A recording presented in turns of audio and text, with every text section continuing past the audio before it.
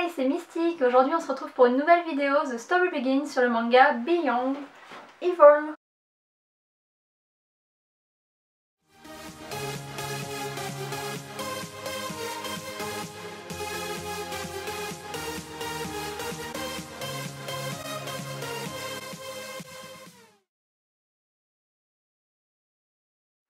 Donc aujourd'hui je fais ma vidéo sur le manga Beyond Evil parce que c'est celui qui m'a été le plus demandé sur ma vidéo haul du mois de juin.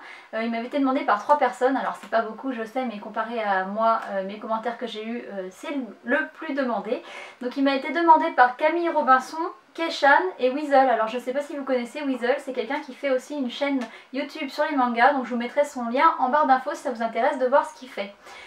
J'avais dit que j'attendrais la sortie du tome 4 pour faire ma vidéo, et puis je me suis dit que de toute manière si vous vouliez découvrir la série c'était plus intéressant de vous faire une vidéo The Story Begin qu'une vidéo sur la totale, puisque ça vous raconterait toute l'histoire et donc ça serait un peu dommage si vous ne l'avez pas lu. Donc voilà cette vidéo. Donc pour présenter le manga, c'est un seinen qui est publié aux éditions Kazé. Donc les dessins sont de Ojino et le scénario est de Miura. Alors j'ai rien trouvé d'autre sur ces deux auteurs, donc il semblerait que ce soit leur premier manga à tous les deux.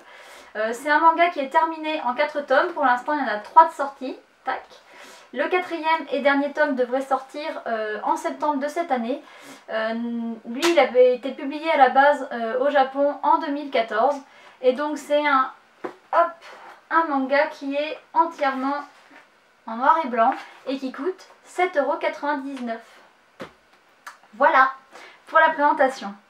Donc en ce qui concerne l'histoire, je ne savais pas trop comment résumer ce manga et je ne savais pas trop où m'arrêter pour pas trop vous en raconter. Donc je vais faire dans l'ordre chronologique de l'histoire, donc je vais commencer par un petit bout d'histoire, puis une deuxième histoire et après elles vont se regrouper comme j'avais fait pour le manga La Brigade Temporelle. Donc l'histoire au début, on assiste à une scène de poker entre deux hommes et il y en a un qui semble persuadé qu'il va gagner, parce qu'il a une super main, et puis finalement son adversaire le bat à plat de couture avec la dernière carte qui lui donne l'avantage sur le premier homme. Alors le premier qui perd l'accuse de tricher et lui dit que c'est vraiment trop bizarre qu'il ait touché cette carte, et effectivement ça semble bizarre, mais il n'a pas le temps de trop se rebeller puisqu'il se fait mettre à la porte par les deux gorilles du monsieur qui a gagné. L'histoire s'arrête là pour l'instant. La deuxième histoire, c'est l'histoire d'un lycéen qui s'appelle Gota, qui va être le héros de l'histoire. Et donc on voit au début, il commence par une scène de bagarre avec un groupe de garçons à peu près de son âge, pour une histoire totalement futile du fait qu'ils ont fumé dans le train, et donc lui, il veut leur apprendre la vie, entre guillemets, et il se bat avec, il les met très mal tous, à 1 contre, je crois, ils sont 3, et il s'en va pour repartir en leur disant c'est pas bien de fumer dans le train, c'est interdit. Donc un peu en donneur de leçons, et il reçoit un appel sur son téléphone et l'appel ne passe pas, on ne sait pas trop, c'est un appel bizarre. Et à ce moment-là, il y en a un des mecs qui se relève et qui va pour lui asséner un coup, et miraculeusement, parce qu'il arrive quand même de derrière, Gota l'évite et lui refait une leçon de morale en lui disant « Et si j'étais mort, qu'est-ce que tu aurais fait ?» etc. Et il lui dit qu'il va lui remettre une correction pour lui apprendre la vie. Il arrive au lycée et une fois de plus il va se mettre dans les ennuis. Il va aider un garçon qui s'appelle Kenji, qui est en train entre guillemets de se faire racketter. Je pense que même il n'y a même pas de guillemets, il est en train de se faire racketter.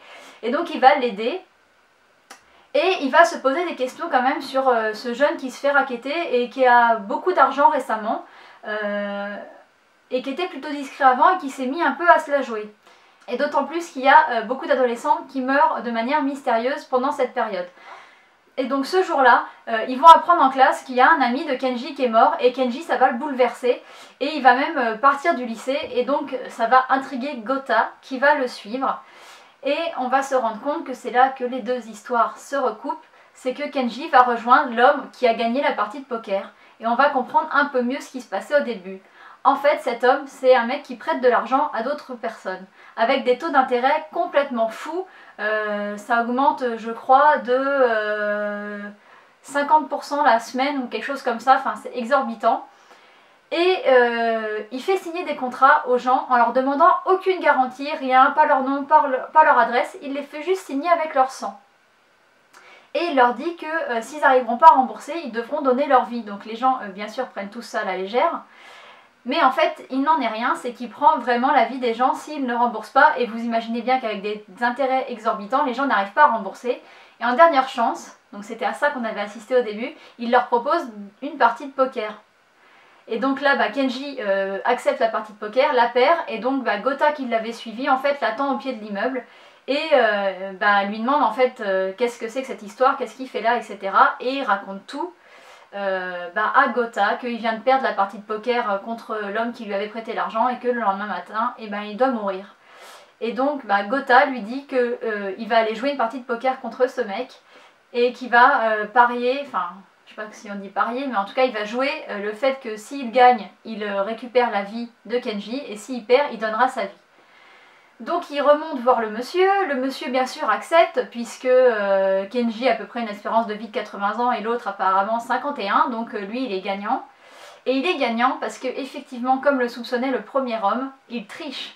Donc déjà quand c'est son tour de distribuer, il distribue les cartes et il connaît les cartes qu'il a distribuées, donc il sait s'il va gagner, s'il va pas gagner, il distribue les cartes de manière à ce que la personne en face de lui pense qu'elle va gagner. Donc au début Gota a une paire d'as et lui a des trucs minables, donc il s'attend à ce que Gota joue puisqu'il a une paire d'as et que normalement au poker tout le monde jouerait avec une paire d'as, et en fait lui il a distribué de manière à ce que les cartes qui vont être tirées vont lui donner l'avantage et donc que Gota va perdre. Alors Gota lui se couche contrairement aux attentes du mec et il va essayer de déjouer cela en ne misant uniquement au tour où c'est lui qui distribue pour pas que l'autre sache quelle carte il a.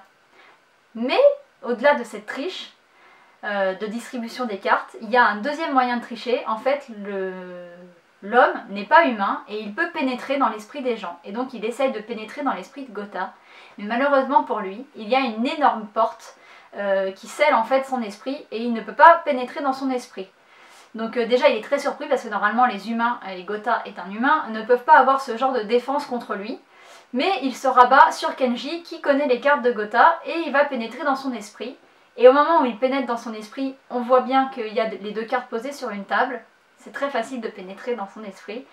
Et il va pour retourner les cartes et il se fait attaquer à coups de poignard par on ne sait pas quoi, on voit juste un bras qui l'attaque et qui l'empêche de retourner ses cartes.